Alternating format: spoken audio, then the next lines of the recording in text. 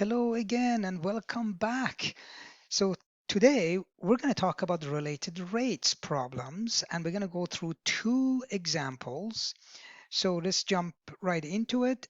Reminder first, in this type of problems, we need to calculate the rate of change of one quantity in terms of the rate of the change of another quantity. We do that. How are we going to do that? Well, first of all, you got to find the equation that relates the two quantities first. And once you have that, then you have to go through differentiation of both sides of the equation using chain rule and then come up with the actual rate in question. So I have two questions for you. We're going to go through it methodically. It's going to take probably under 15 minutes. I'm going to try to make it a little bit shorter than that, but I do need to explain a few things so that you are aware of the process. All right, make sure you take notes, pause, or stop the video at any time that you wish. So first question, two cars start from the same point. One travels south at 60 kilometers an hour and the other travels west at 25 kilometers an hour. We want to know at what rate is the distance between them increasing 2 hours later. Okay, now I drew a kind of a vector diagram here. You don't need to do that, but I just drew that so that you're aware what is happening. So a starting point is right there. One goes west, the other one is going south. I labeled them X and Y, and X is the distance towards west from a start, and Y is going south from the start. That's the distance, and Z is the distance between the cars after the 2 hour period. The question is, we want to know the rate at which the distance between them increasing at 2 hour mark. Now, the first thing we need to do, we need to find this related equation. And it's very simple, as you can use just Pythagorean right there and then get the proper equation. So write up the Pythagorean for this in terms of z, x, and y. So that is the first thing that we have done. The next thing is that we need to extrapolate few information from the actual problem with the numbers that we have. The first one is the car that is traveling due south, dy dt, which is the speed of the car that is going south, and then dx dt is the speed or rate of change of distance in respect to time for the car that is going due west. Okay, so we do know both of them. One is 60 kilometers an hour, and that is due south. The other one is due west, which is 25 kilometers an hour. Okay, very good. So we have those two. Now, when we have this, based on the guidelines that I reminded you of, now we got to go ahead differentiate both sides of this equation in respect to t. That's what we're doing, okay? So everything will be in respect to t. That means we want to find what dz dt is. I mean, every single of these variables will be differentiated in respect to t, and we have to use chain rule. Okay, so let's go ahead and find out what that is. So dz dt of z squared is equal to dx dt plus of x squared plus dy dt of y squared. Very good. Now we're going to go ahead and differentiate. So this would be, remember we are using chain rule. So this would be 2z dz dt. That's equal to 2x dx dt. All right. Now remember, this is the chain rule. We are differentiating in respect to t. So because we don't have the actual term for t, we have to put dx dt because this term represents the differentiation term of the x in terms of t, and so as dz dt for z, and when it comes to y as well, this would be 2y, and then we have to differentiate that in respect to t as well. Okay, now we have this set up. Very good. Now we need to isolate variable. So remember that we want to solve for dz dt. That's what we're doing here. Okay, so you need to find the rate of change in which the two cars are being farther and farther apart. Okay, so that's what dz dt is.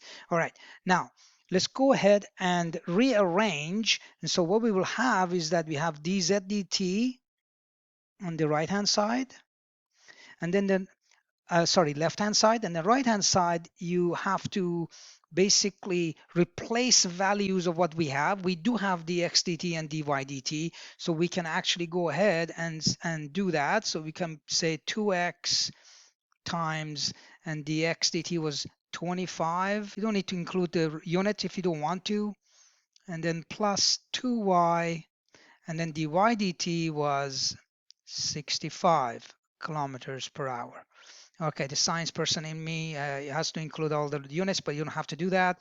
But remember, we're dividing both sides by 2z, so that's 2z. Okay, now do we know the values of x, y, and z after 2 hours? Okay, so we do know that because that's very simple. They're going constant speed.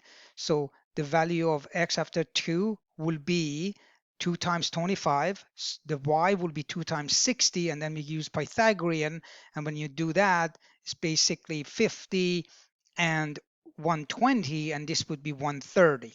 Okay, so we do have the values set up. So we have 50, we have 120, and we have 130. And to make it clear, this is after 2 hours, where x is 50 kilometers, y will be 120, and then z will be 130. Again, I use Pythagorean, right? That's what I use. So if this was the diagram, you got 50 up here, you have 120 here, and then when you do the math, this becomes 130 kilometers. Okay, that's what I did. Okay, now we have these values. We're going to plug numbers in there into this top equation to solve dz dt. So let's go ahead and replace x, z, and y in both and add them all up, and let's see what we will get. And then here it is. And when you finish that, what you will get is dz dt. That's what we were looking for, the rate of change, and the distance of the two that becomes farther and farther apart will end up being 65 kilometers per hour. All right, that is it. This is the final answer. I hope that was clear. Okay, next to another question. Okay, second question. The water tank has the shape of an inverted circular cone with base radius 2 meters and height 4 meters. And I've drawn it here, right here, the diagram for you. If water is being pumped into the tank at the rate of 2 meter cubed per minute, so that's the volume that is coming in, that's the rate, volume rate. Find the rate at which the water level is rising when the water is 3 meters deep. All right, so first, the volume equation for the cone, V equal to 1/3 pi r squared h. You may want to remember that, or if you don't, probably it's going to be given to you. But that's the volume formula for the cone. And I have drawn this little bit of a cartoonish thing right here. So it's a cone right here. This is the water level. R is up, and the radius. We want to know what that is. If the depth of that would be given by height, whatever that height is. The information, the rest of the information is given to you straightforward. Okay, first thing we have to do, we need to recognize few information off of the problem. First of all, we know that dv dt is 2 meters cubed per minute. So that's the first thing that we know. The next thing that we do know is that we know that the height h is equal to 3 meters at the time that we want to find the rate at which the water level is rising. That's what we do know. And then we need to come up again with a formula, with an equation that relates volume and the height alone only, because that's what the question is. It's just the volume and the height. There is no radius here. Now notice that this equation is actually in terms of R and H and V. So we need to find a way to get rid of this R, well, not get rid of it, but replace it with the equivalent expression of H. And we can do that, okay? And that is, we're going to use similar triangles. Look at this diagram that I have. Let's call this A, B, C. You see this triangle here? So I'm going to draw the triangle on the side. So we have B here, A there, and C. C is the bottom of the cone, the tip of the cone. AB is the flat part of the base. All right, so we know that these two triangles, when you have the R, which is the radius of the water surface at the height of 3 meters, this R, so if you look at this triangle, let's call this D now. All right, so we got two triangles. We got a triangle CAB, and we have the triangle C, let's call that E, or actually in this case we already have R, but let's call this the vertex of that, let's call that E. Okay, these two triangles, they're both similar to each other because all the angles are the same. So they are similar to each other. Therefore, you can actually write the ratios of them. And that is what? The ratio is, so we have a 2 here, we have R there, right?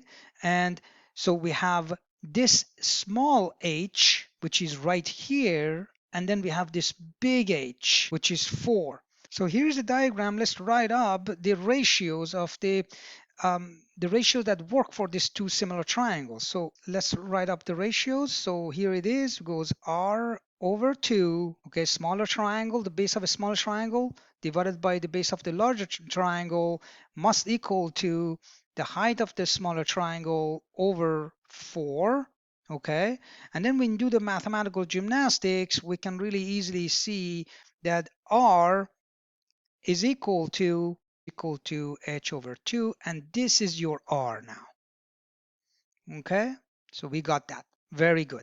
Now that we have everything in terms of h, we're going to go back to the formula, and then we're going to rewrite the formula. Okay, so let's go ahead. So this is the volume formula is equal to, now in this case, we're going to replace R with h over 2. So volume is equal to 1/3 pi.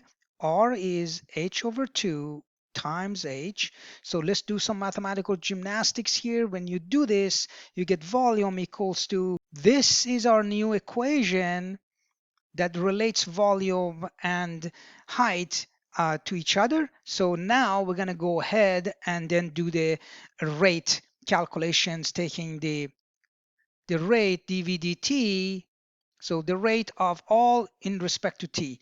So pi over 12 dh dt h cubed. So what we will have is, you leave the pi over 2 alone, and then you differentiate h cubed, and that would be 3 h squared dh dt.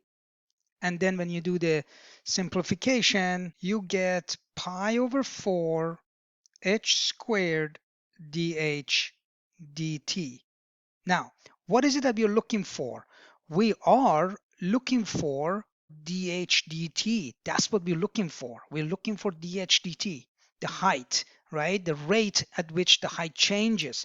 So we need to solve this equation for dh dt, given the fact that we already know what dv dt is. And we already know that because it was given to us, and that rate was 2 meters cubed. So let's write that out. Solving for dh dt, that's equal to pi over 4 h squared divided by dv dt, which is equal to pi over 4 h squared divided by 2, because dv dt is 2 meters cubed per minute. Very good. Let's simplify this last expression. dh dt equals to pi over 4. Now, h we already know because that's 3 meters. So that would be 3 squared. This is where h is 3. That was given to us, okay? And divided by 2. And the final answer will get, but it's approximately 0.28 meters per minute. That's how much the rate of the height changes when the water is at 3 meters deep. All right, so this is related rate problems. We went through two of them. Make sure you go back and review the questions again and a step-by-step solution. Check out the next video in this series. Okay, take care.